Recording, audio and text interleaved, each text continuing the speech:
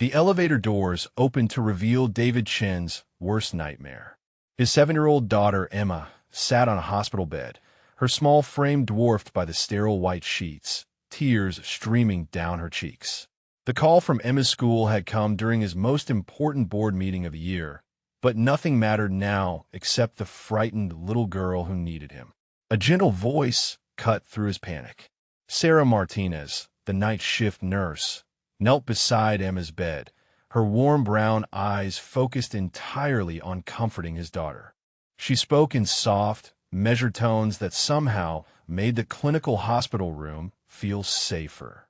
"It's just a small fracture in your wrist, sweetheart," Sarah said, carefully adjusting Emma's sling. "You're going to be perfectly fine. Your daddy's here now, and I'm going to make sure you feel better before you go home." David watched, transfixed, as this stranger accomplished what he had been struggling to do for 3 years since his wife died. She made Emma feel genuinely cared for. His daughter's sobs quieted to sniffles, and for the first time in hours, David felt his own breathing slow. Before we continue with Emma and David's story, drop a comment and let us know what state you're watching from. Maybe single-parent challenges like rushing to the hospital are common where you're from too. Sarah's shift should have ended an hour ago, but she remained by Emma's side, reading her a story from a worn children's book she kept in her locker for moments like these. 3 days later, David found himself back at the hospital for Emma's follow-up appointment.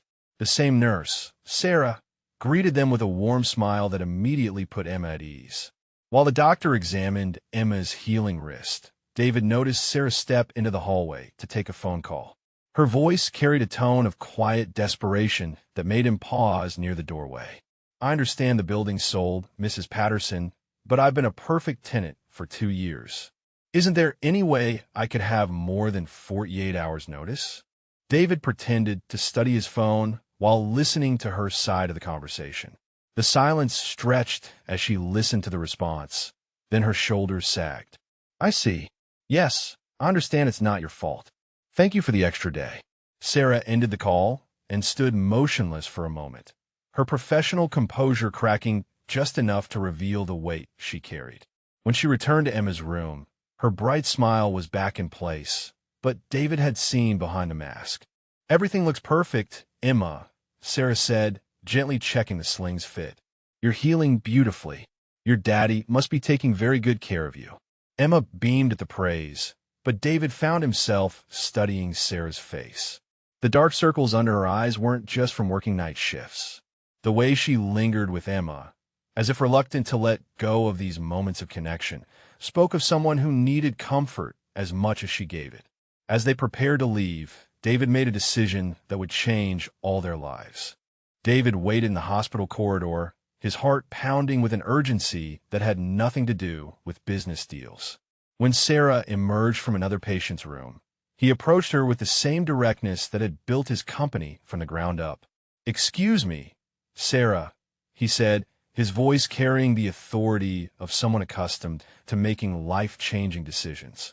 "I couldn't help but overhear your phone call earlier. You need a place to live." Sarah's cheeks flushed with embarrassment. "I'm sorry you had to hear that, Mr. Chun. It's not your concern, really. I'll figure something out."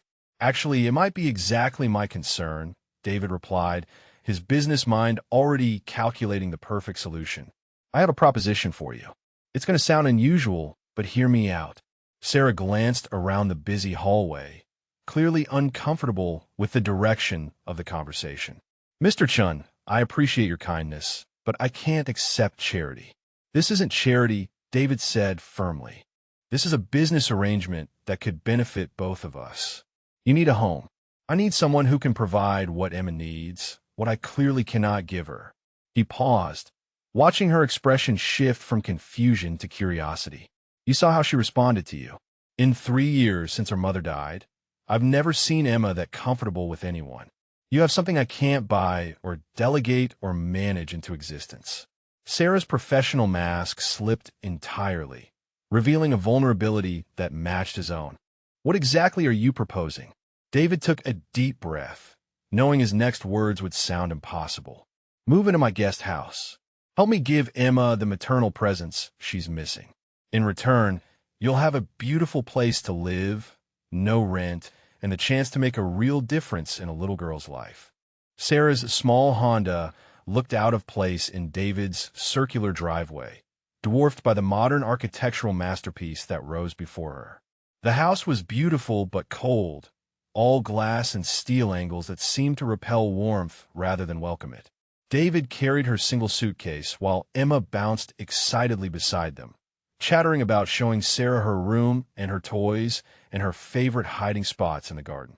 The contrast between Emma's animated joy and the sterile perfection of their surroundings struck Sarah immediately.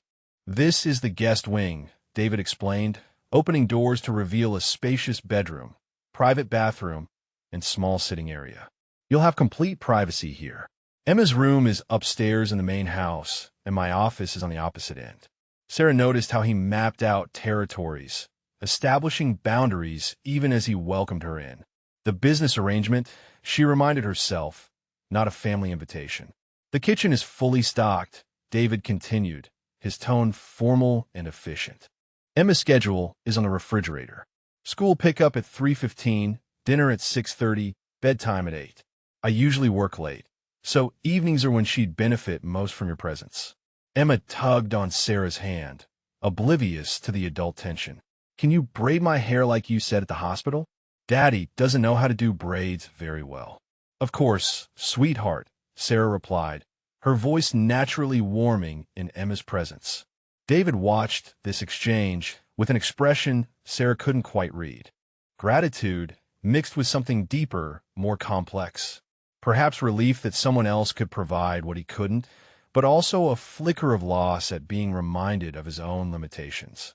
"I'll leave you to get settled," he said quietly, already retreating toward his office sanctuary.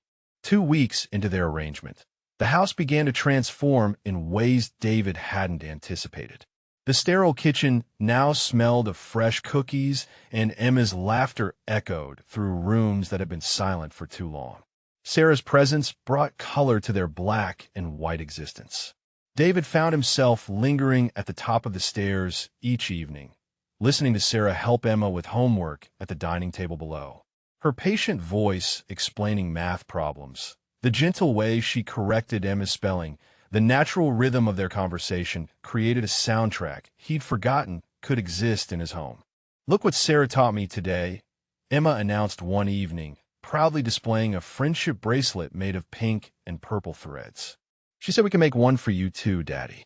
From his office doorway, David watched Sarah's hands guide Emma's small fingers through the intricate pattern. There was something mesmerizing about the scene, something that made his chest tighten with emotions he'd buried since his wife's death.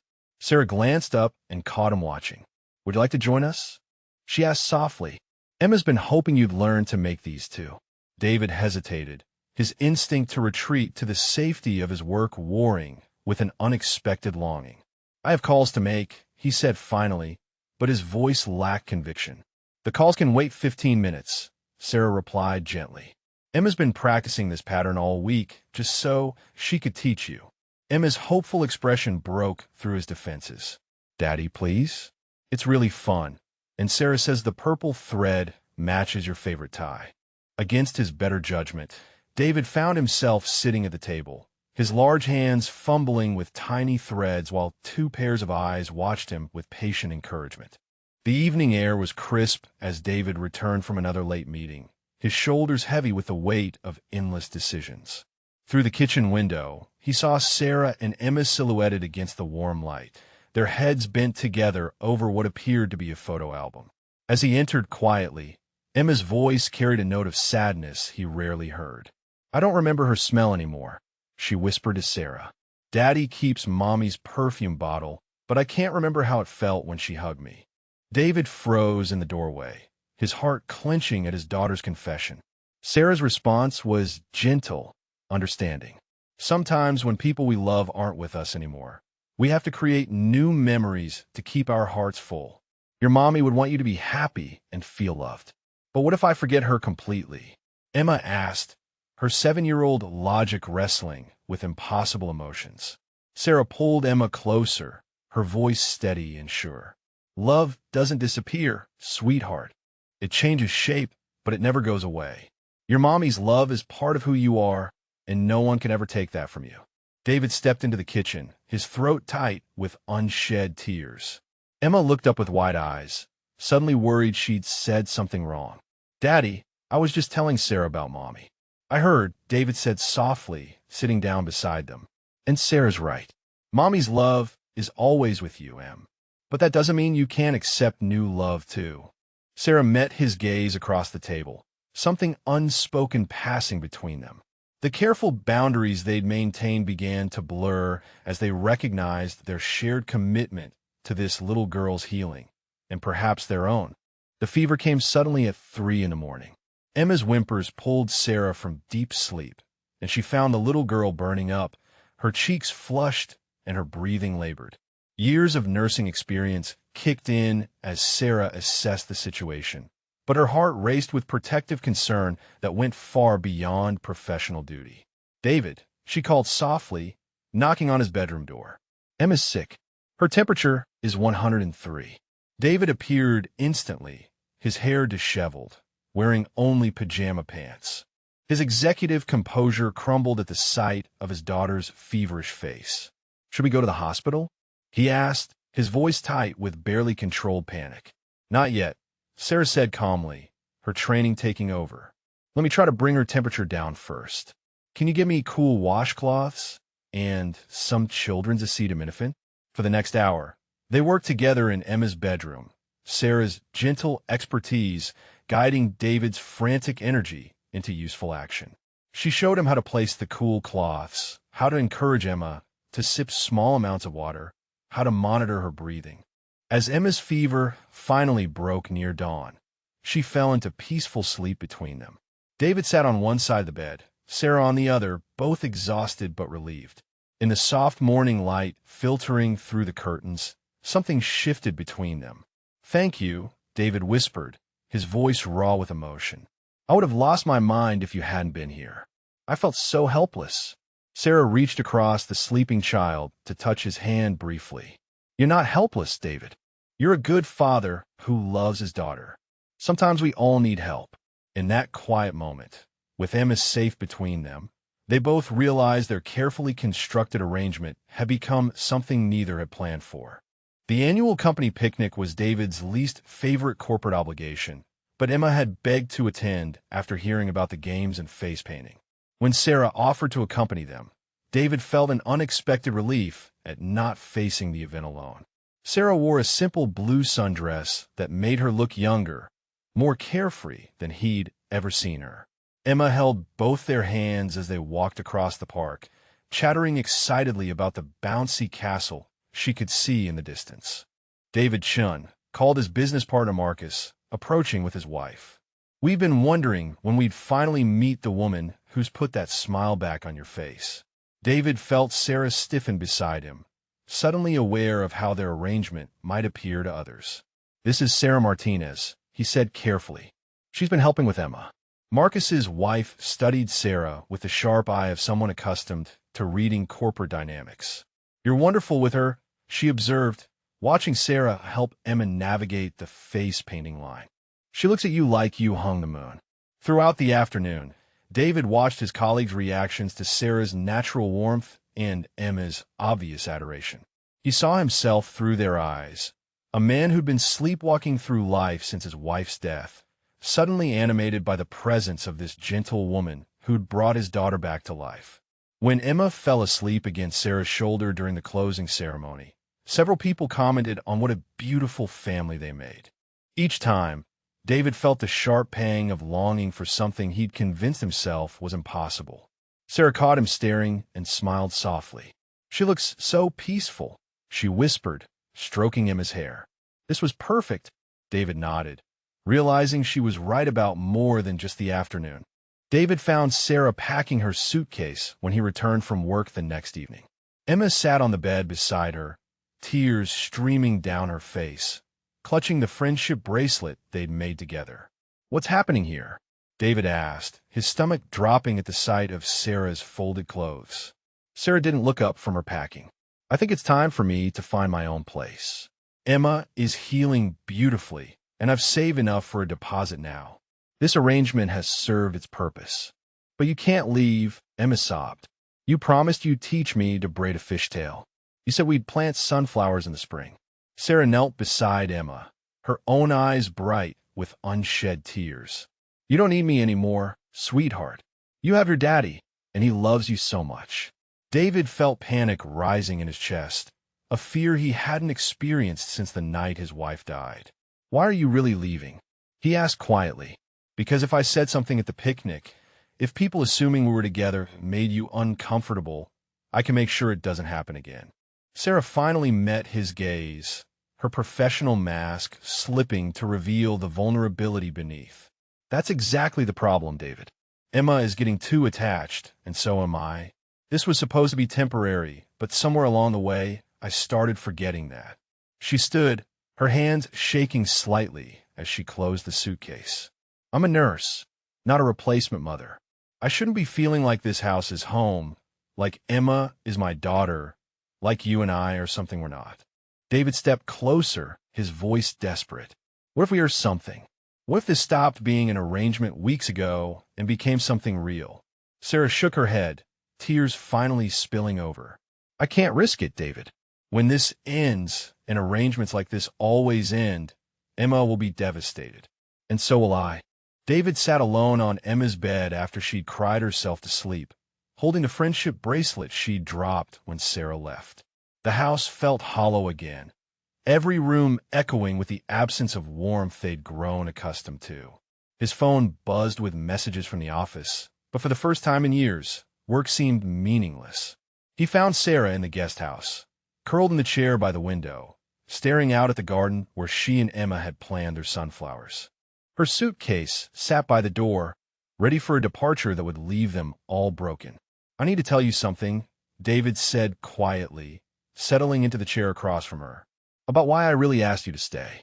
Sarah looked up, her eyes red from crying. David, please don't make this harder than it already is. The night Emma was in the hospital, I realized I'd been failing her for 3 years, David continued, his voice steady despite the pain. After Rachel died, I threw myself into work because it was easier than facing the fact that I had no idea how to be both mother and father to a 7-year-old girl. He leaned forward, his hands clasped tightly. You think this was about finding Emma a replacement mother, but it wasn't. It was about me being too scared to let anyone close enough to matter. Too terrified that if I cared about someone again, I'd lose them too. Sarah's breath caught as understanding dawned. David, you don't have to explain. Yes, I do, he said firmly. Because somewhere between friendship bracelets and fever nights, and watching you love my daughter like she was your own, I realized I wasn't just grateful for what you gave Emma. I was falling in love with who you are, how you see the world, how you make everything better just by being in it. He stood, moving to kneel beside her chair. You're not leaving because Emma got too attached. You're leaving because you're as scared as I am of what we've found together.